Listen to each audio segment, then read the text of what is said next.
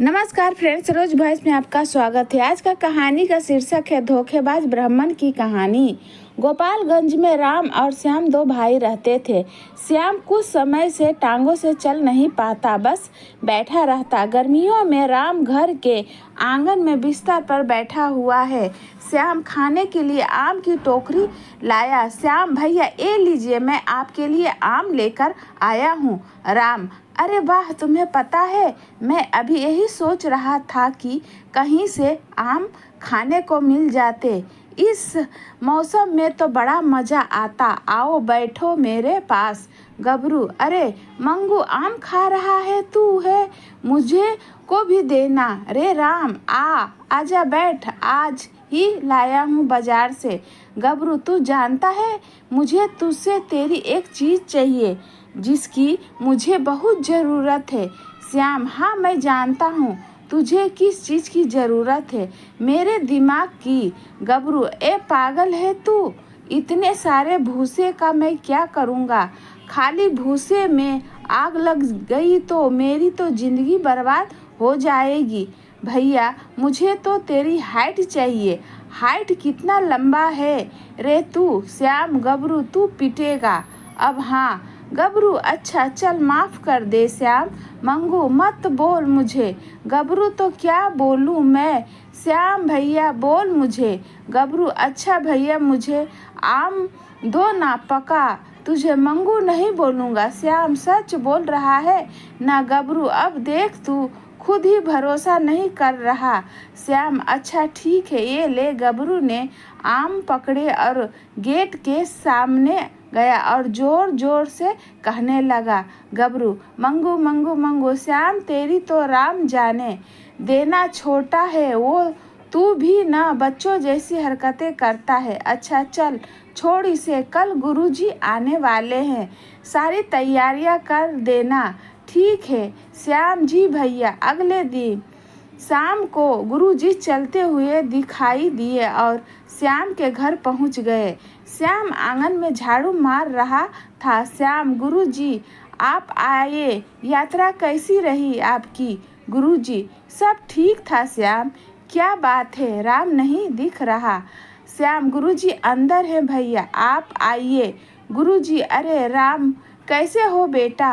राम, मैं ठीक हूँ गुरुजी। गुरुजी, तू तो बड़ा मोटा हो गया है। हाँ राम, गुरुजी इधर उधर जा नहीं पाता, अब क्या करूँ? गुरुजी, बेटा हर बीमारी की जड़ है मोटापा। ये ना खुद के लिए अच्छा है न दूसरों के लिए। राम, दूसरों के लिए? गुरुजी बेटा, जिस दिन भगवान का बुलावा आएगा उस दिन तो खुद की टांगों पर जा नहीं पाओगे। अब भला क्यों दूसरों की टांगों को तुड़वाना? बाहर से आवाज़ आई, श्याम को। श्याम, घर पे हो? ये ले खीर प्रसाद है, सब लोग खा लेना। श्याम, वाह दीदी, सही समय पर आई हो आज, हमारे घर में गुरुजी आए हैं। कांता, गुरुजी? कौन गुरुजी? श्याम, ओ हमारे माँ बाप की तरह हैं दीदी, उन्होंने हमें पाला है, वो बहुत ही ज्ञानी पुरुष हैं, वो हर किसी की मदद करते हैं, उनके पास हर मुसीबत का हल होता है। कांता, उन्हें भी खिलाना खीर। ठीक है, और सुन, मुझे भी मिलना है उनसे, मिलवा देगा? श्याम, क्यों नहीं दीदी, आप कल आना, आज वो थक गए हैं, बहुत दूर से आए ना इसलिए। कांता, चल ठीक है, मैं कल आती हूँ शाम को। श्याम, ठीक है। कांता जा रही है तभी उसे उसकी पड़ोसन लीला दिखी। लीला, कहाँ से आ रही है कांता? कांता, श्याम के घर प्रसाद देने गई थी, थोड़ा देर घर भिजवा दिया, खा लियो। लीला, मेरी सास ने छोड़ा होगा तब खाऊंगी ना। कांता, तुझे पता है राम भैया के घर उनके कोई गुरुजी आए हैं, श्याम तो उनकी बहुत तारीफ कर रहा था, उन्होंने ही इन दोनों को पाला है, कल चलेंगी उनसे मिलने। लीला, ठीक है, सुन, जब जाएगी ना मुझे आवाज़ दे देना, मैं भी आ जाऊंगी। कांता, ठीक है, मैं चलती हूँ। दोनों अपने घर चली गई। रात का वक्त गुरुजी और राम खाने के लिए बैठे हैं। श्याम ने खाना परोसा। गुरुजी, वाह वाह श्याम, तू तो बहुत ही बढ़िया खाना बनाना सीख गया है। श्याम, धन्यवाद गुरुजी। गुरुजी, आ तू भी बैठ, तीनों खाना खाते हैं। खाना खाने के बाद श्याम, गुरुजी आप यहाँ सो जाइए। सब सो गए। अगले दिन कांता, लीला, ओ लीला चल लीला, हाँ दीदी आई बस। कांता, कितनी देर करती है तू? लीला, आपको तो पता है ना कितना काम होता है। कांता, हाँ वो तो है, चल अब जल्दी चल। दोनों श्याम के घर पहुंच गए। कांता, श्याम, अरे ओ श्याम। श्याम, आया दीदी। कांता, देख मैं लीला को भी लाई हूँ। श्याम, आइए ना, अंदर आइए। श्याम, गुरुजी ये आपसे मिलने आए हैं। ये हमारी पड़ोस में ही रहती है। गुरुजी आओ बेटी, क्या बात है? कांता, प्रणाम गुरुजी, मेरा नाम कांता है। श्याम ने मुझे बताया कि आप लोगों की परेशानियों को सुलझाते हैं। मेरे पति हर शाम शराब पीकर आते हैं, इस वजह से हमारी लड़ाई भी होती है। वे कहते हैं मैं छोड़ना तो चाहता हूँ पर छूट नहीं पा रही है। आप ही बताइए ना कि ऐसा क्या करूँ जिससे वह ये आदत छोड़ दे। गुरुजी, तुम्हारा पति कितने बजे खाना खाता है? दोपहर में। कांता, 2 बजे। गुरुजी, आज उसे 2 डब्बे खाने को देना। एक वो 2 बजे खाएगा और दूसरा तब जब उसका काम खत्म हो जाएगा। उससे थोड़ी देर पहले उस डिब्बे में तुम मिठाइयाँ फल डाल देना और ऊपर से ये छिड़क देना। ठीक है। कांता, जी गुरुजी। लीला, गुरुजी मेरा नाम लीला है। मेरी सास ने मेरा जीना हराम करके रखा हुआ है। कभी सीधे मुंह बात ही नहीं करती। मैं तो दुखी हो गई हूँ इस रोज रोज के तमाशे से। गुरुजी, ये लो, इसे अपनी सास के खाने में डाल देना। तुम्हें कल सुबह से ही असर दिखना शुरू हो जाएगा। लीला, धन्यवाद गुरुजी, मैं चलती हूँ। कांता, गुरुजी मैं भी चलती हूँ। श्याम, क्या गुरुजी सच में वे ठीक हो जाएंगे? गुरुजी, क्यों नहीं, तुम खुद ही देख लेना। क्यों? राम दोनों मुस्कुराने लगे। कांता के घर। कांता, ये लीजिए। कांता का पति, आज 2 डिब्बे क्यों? कांता, मैं गुरुजी से मिली थी कल, उन्होंने कहा इसमें आप ठीक हो जाएंगे। आप ये बड़ा वाला दोपहर में खा लेना और छोटा वाला काम खत्म होने से थोड़े देर पहले। कांता का पति, अरे तुम भी ना। कांता, चलो अब तुम कहती हो तो खा लूँगा। काम पर जाने के बाद रमेश ने वैसा ही किया। पहले दोपहर में बड़ा वाला डिब्बा ख़त्म किया और शाम को दूसरा वाला डिब्बा। काम ख़त्म होने के बाद वह घर चला आया। कांता, आज आप इतनी जल्दी? कांता मन में, आज तो इन्होंने शराब भी नहीं पी है। लगता है गुरु जी का टोटका काम कर गया।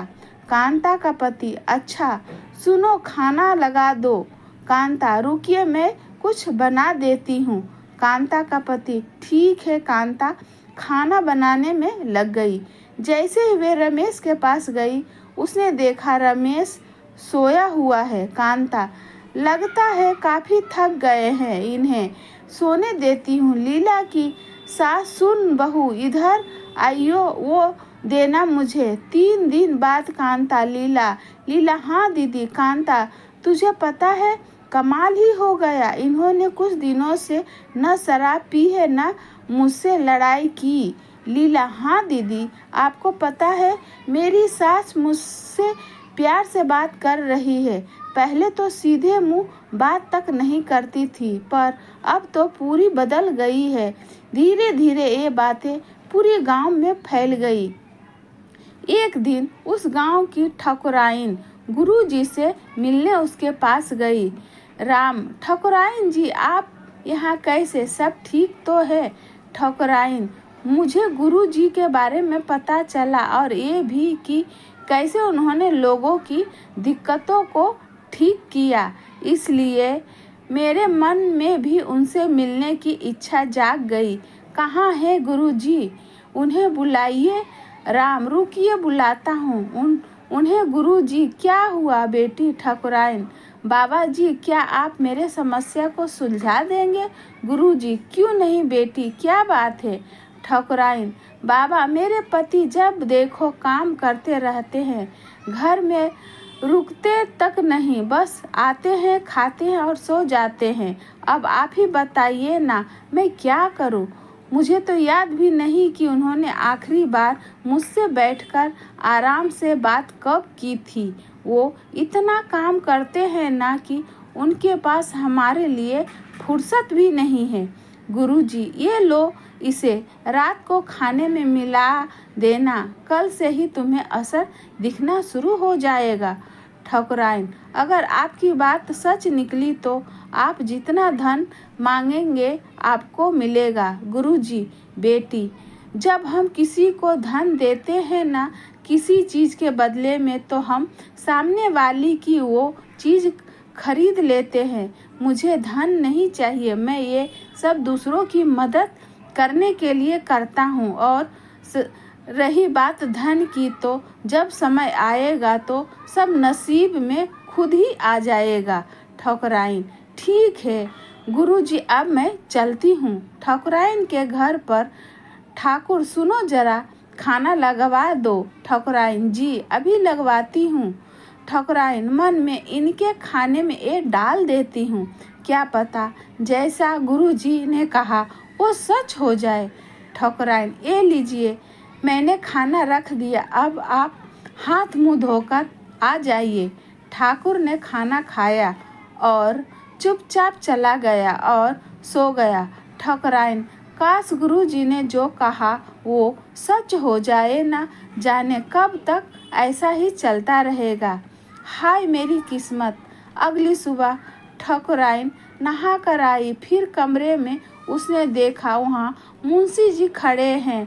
ठाकुर, मुंशी जी, आज से कुछ दिनों तक आप ही ये सब संभालेंगे, मैं कुछ दिन आराम करना चाहता हूँ। मुंशी जी, ठाकुर साहब। ठाकुराइन, आप आज गए नहीं? ठाकुर, मैं सोच रहा हूँ कुछ दिन घर पर आराम करूँ। ठाकुराइन, आप सही सोच रहे हैं, आप घर पर आराम करिए। जब देखो आप काम करते रहते हो।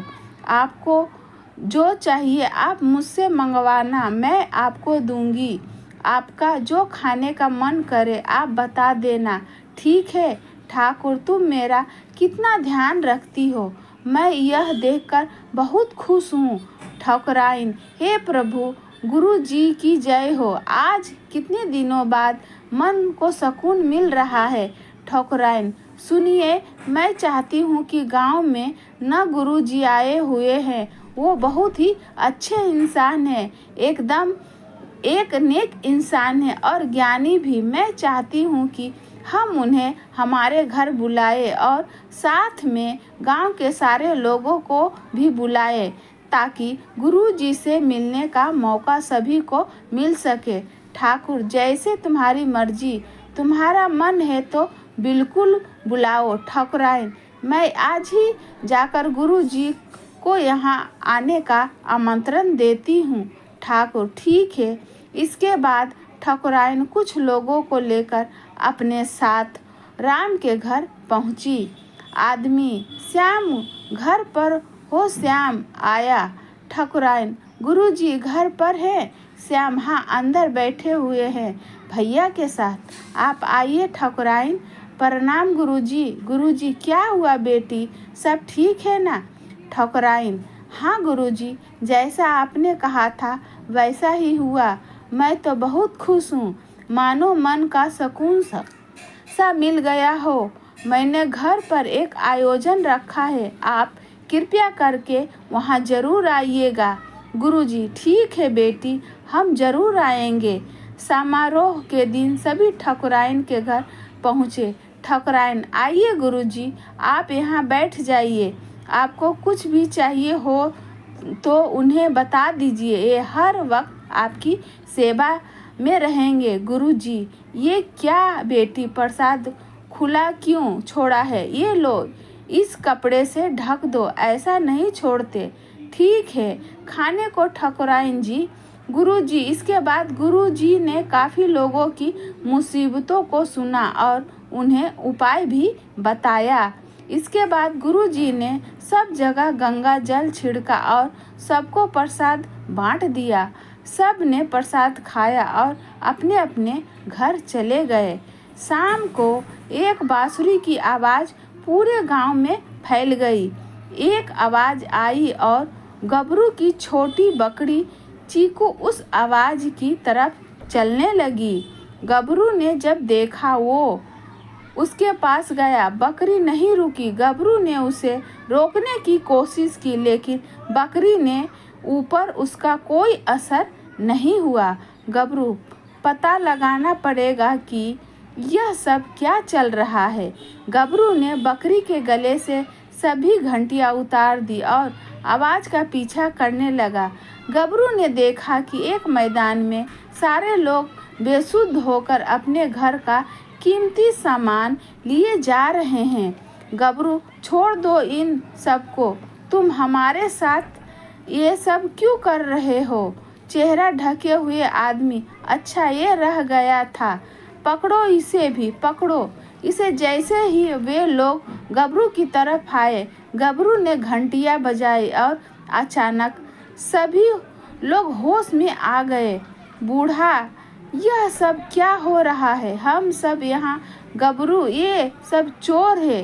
पिताजी, इन्हें आप सब पकड़ लो। सब ने उन सबको पकड़ लिया। गबरू के पिताजी ने एक चोर के मुंह से कपड़ा हटाया। गबरू के पिता, राम, तुम खड़े हो सकते हो? राम, अरे वाह, चमत्कार हो गया, देखो गुरुजी की कृपा से अब मैं चल सकता हूँ। गबरू के पिता, अपना ये नाटक बंद करो। श्याम भैया, आप यहाँ ठाकुर, ये सब क्या चल रहा है? गबरू, मैं बताता हूँ ठाकुर साहब, इन्होंने हमें अपने बस में कर लिया था, उसी का नतीजा है कि आप सब यहाँ खड़े हैं। ये सब हमें लूटने आए थे। इन्होंने हमारा धन उस बैलगाड़ी में रखा है। ठाकुर, आपने ये सब क्यों किया? लोग तो आप दोनों की कितनी इज्जत करते हैं। अब चलो बताओ, दोनों ने ये सब क्यों किया? दोनों चुप थे। ठाकुर के एक आदमी ने राम के पैर पर लाठी मारी तो राम बोल पड़ा, राम, मैंने और गुरुजी ने मिलकर ये योजना बनाई थी। हमने प्रसाद के ऊपर जब गंगा जल छिड़का, उस समय गुरुजी ने अपनी बनाई दवाई प्रसाद में मिला दी, जिसे खाने के बाद जैसे ही हमने बांसुरी बजाई, आप हमारे बस में हो गए। गुरुजी, मैं कोई साधु नहीं हूँ, मैं एक वैद्य हूँ। मैं अपनी दवाइयों से लोगों की समस्या सुलझाता हूँ। श्याम भैया, मैं सोचता था कि मैं हमेशा आपका ख्याल रखूँगा और कभी आपको अकेला नहीं छोड़ूंगा, लेकिन आज जो मैंने देखा, मुझे नहीं लगता कि इसके बाद मैं आप पर विश्वास कर पाऊंगा। राम, मैं तुझे एक अच्छी ज़िंदगी देना चाहता था, इसलिए मैंने ये सब किया। श्याम भैया, आपको सच में लगता है कि इन पैसों से मेरा भला होगा? राम, मुझे माफ़ कर दे श्याम। श्याम, मुझसे बात मत करिए भैया। कांता, लेकिन आपने मेरे पति की वो आदत कैसे छुड़वाई? गुरुजी, मैं समझ गया था कि तुम्हारा पति शराब छोड़ना तो चाहता है, लेकिन छोड़ नहीं पा रहा, इसलिए मैंने उसे थकान वाली दवाई दी, जिसे खाने से उसे काम के बाद थकान लगने लग जाती और वो सीधा घर आता और सो जाता, जिससे उसके पीने की आदत छूट गई। लीला, और आपने मेरी सास को कैसे सुधारा? गुरुजी, बेटी, दवाइयों के उपचार और थोड़ी सी बुद्धि का इस्तेमाल करके मैंने सब की समस्या का समाधान किया है। ठाकुराइन, आपने हम सबकी मदद की थी, फिर भी ऐसा क्यों किया? गुरुजी, मजबूरी थी ठाकुराइन, हम एक अनाथ आश्रम चलाते हैं। वहाँ कई ऐसे बच्चे हैं जो अनाथ हैं, दिव्यांग हैं। उनके जीवन को बदलने के लिए हम ये सब करते हैं ताकि उन्हें बेहतर ज़िंदगी दे सके। कुछ दिनों से आश्रम में दान दक्षिणा न के बराबर थी, इसलिए हमें एक कदम उठाना पड़ा। गबरू का पिता, इतना नीच काम करते हो और इस तरह के काम में शामिल होते हो। तुम्हारी सज़ा ये है कि तुम वो आश्रम जिंदगी भर ईमानदारी से चलाओगे और हमेशा उन बच्चों का ख्याल रखोगे और उनकी देखभाल में खर्च में होने वाली धन हमारी तरफ से आएगी। गुरुजी, आप हमारी मदद क्यों कर रहे हो? गबरू का पिता, क्योंकि तुम एक इंसान हो। तुम्हारा केवल रास्ता गलत है, लेकिन इरादा गलत नहीं था। इतना तो हम कर ही सकते हैं। गुरुजी, आपका बहुत बहुत धन्यवाद। ठाकुर, आप राम को भी छोड़ दीजिए, वो एक अच्छा इंसान है।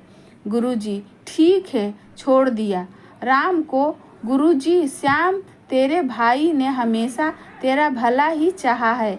उनके साथ ऐसा मत कर, तू माफ़ कर दे अपने भाई को। उसने ज़िंदगी भर जो भी किया सिर्फ तेरे लिए किया, जबकि वो तेरा सगा भाई भी नहीं है। गुरुजी, लेकिन मुझे जानना है गबरू, ये सब होश में कैसे आए और तुम कैसे होश में आए? गबरू, क्योंकि मैंने लड्डू खाया नहीं था। मेरा लड्डू मेरी बकरी चिंकी ने खा लिया था और जब मैंने चिंकी को उसके घंटे की आवाज़ से ठीक होते हुए देखा तो मैंने सारी बकरियों के गले से घंटियाँ निकाल दी और अपने साथ यहाँ ले आया और उनकी आवाज़ों से अब सभी ठीक हो गए। गुरुजी, क्या बात है गबरू, तुम तो काफ़ी बुद्धिमान हो। गबरू, वो तो मैं हूँ। सब हंसने लगे। गुरुजी, मुझे माफ़ कर दीजिए ठाकुर साहब, मैंने आपको वो दवाई खिलाई। ठाकुर, कोई बात नहीं, इस वजह से मुझे कुछ दिनों का आराम तो मिला। आप ही तो कहते हैं जो होता है अच्छे के लिए होता है। इस बहादुरी के लिए मैं गबरू को एक पुरस्कार ज़रूर दूंगा। गबरू, श्याम देख, मुझे तो इनाम मिलेगा। इसके बाद से गुरुजी और राम उस अनाथ आश्रम का सही ढंग से चलाने लगे और एक अच्छी ज़िंदगी बिताने लगे। तो फ्रेंड्स, ऐसी कहानी सुनने के लिए चैनल से बने रहे। इस वीडियो को लाइक करें, शेयर करें। अगर आप इस चैनल पर नए तो